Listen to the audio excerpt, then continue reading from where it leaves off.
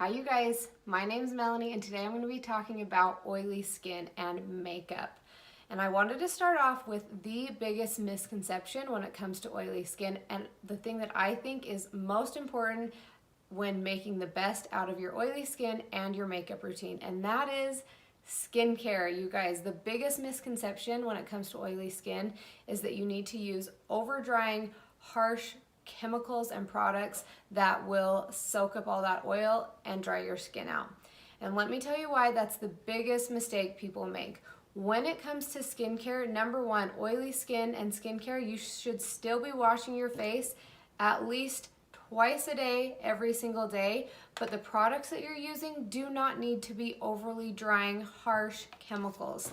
I promise you, your body and your skin is thirsty, and the more you strip your skin of those natural oils and natural moisturizer, the more your skin is going to overproduce oil. If you do not want oily skin, the worst thing you could do is to be avoiding moisturizer. So make sure you're drinking your water every single day and moisturizing morning and night. The milk moisturizer is amazing, even for oily skin.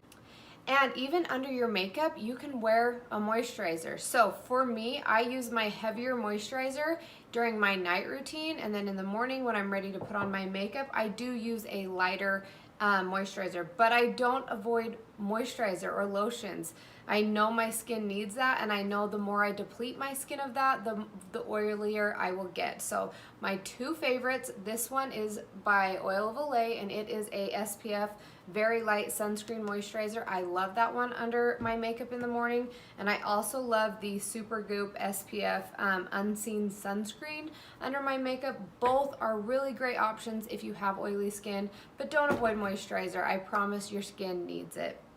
Okay, my next tip is the type of makeup you should be using if you have oily skin.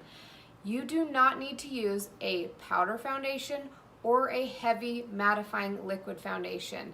Again, all you're doing is depleting your skin of being able to breathe and being hydrated and moisturized. So before I found 3D foundation, I was a lover of liquid heavy mattifying foundation. That's all I used, and my skin hated me for it.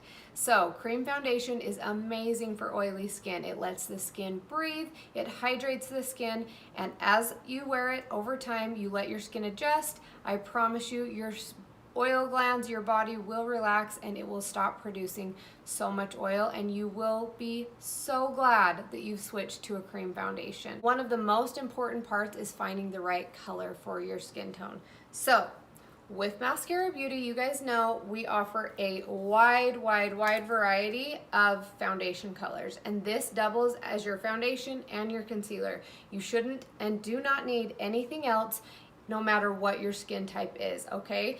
But a very common mistake with foundation in general is that people tend to go too light on their color that they're using for their skin tone.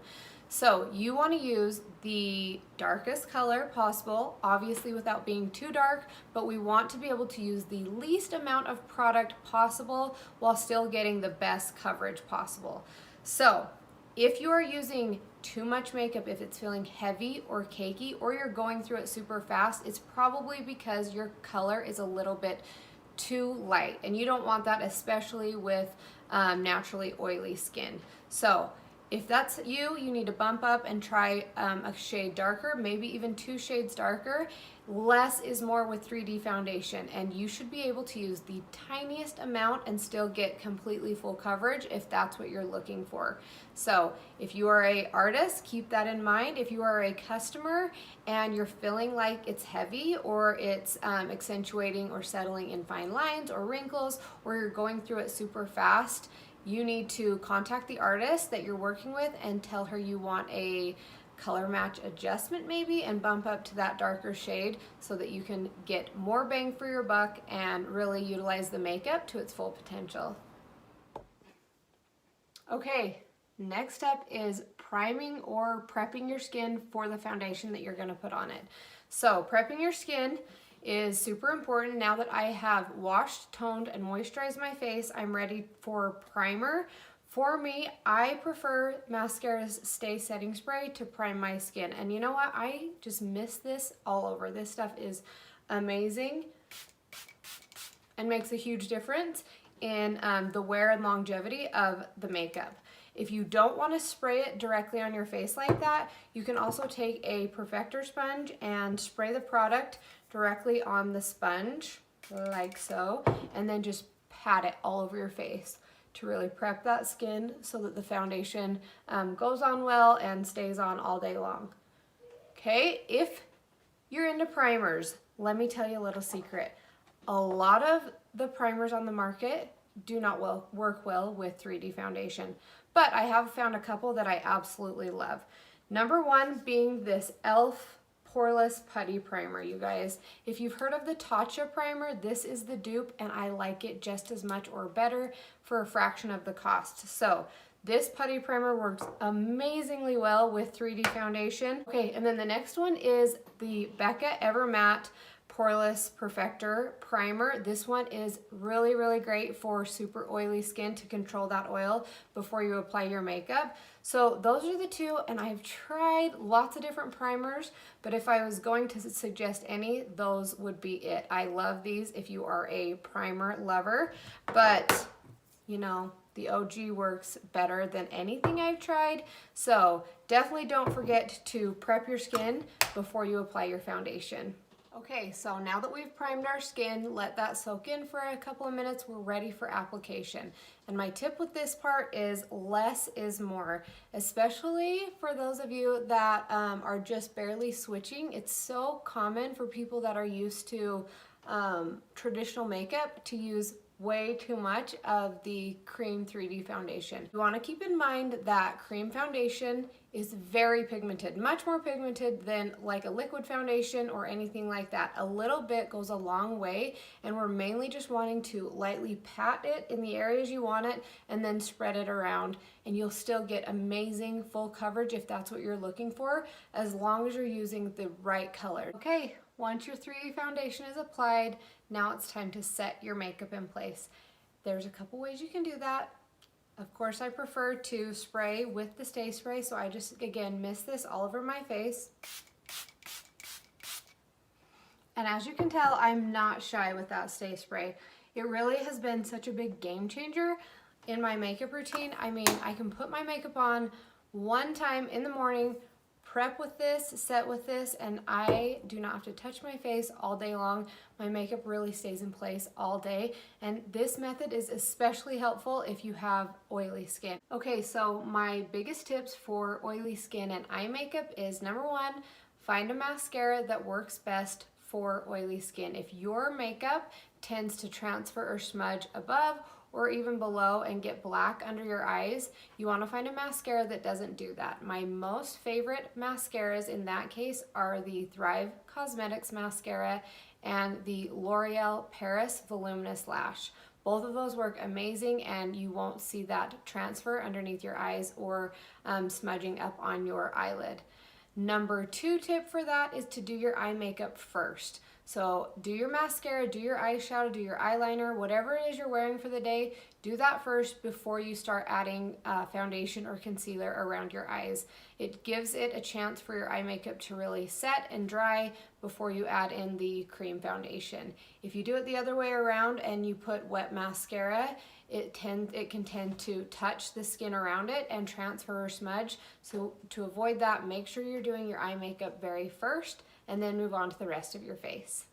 Okay, now that you've set your makeup with the setting spray, I really like to give it a minute or so to soak in, and then I like to finish up with a translucent setting powder.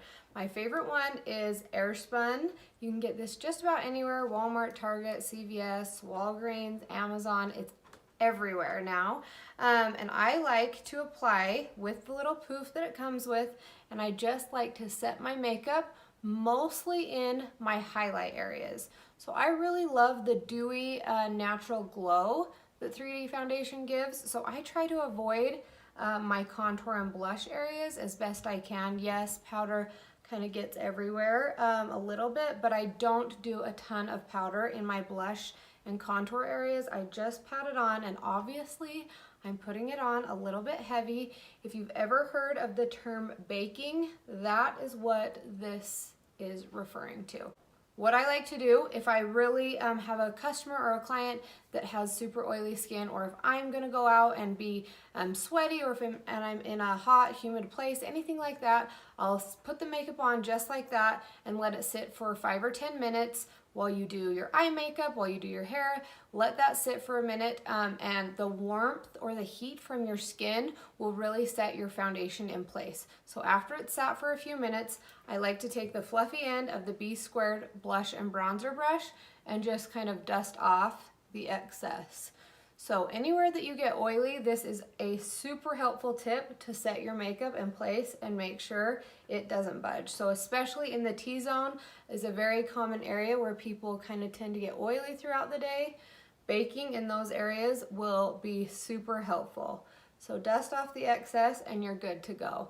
My only other tip is if you do get oily in your blush and contour areas and you want a little bit more powder or mattified look in those areas, you can use, my favorite thing to use for that is this Cayman bronzer. This is the powder bronzer from Mascara Beauty, and I'll just take the fluffy end of that same brush, dip it across the setting the Cayman bronzer, and then I will kind of just go lightly across my blush and bronzer areas.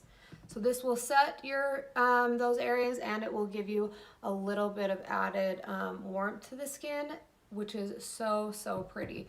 This bronzer will work for any skin tone, light, medium, or dark, and really set that makeup in place.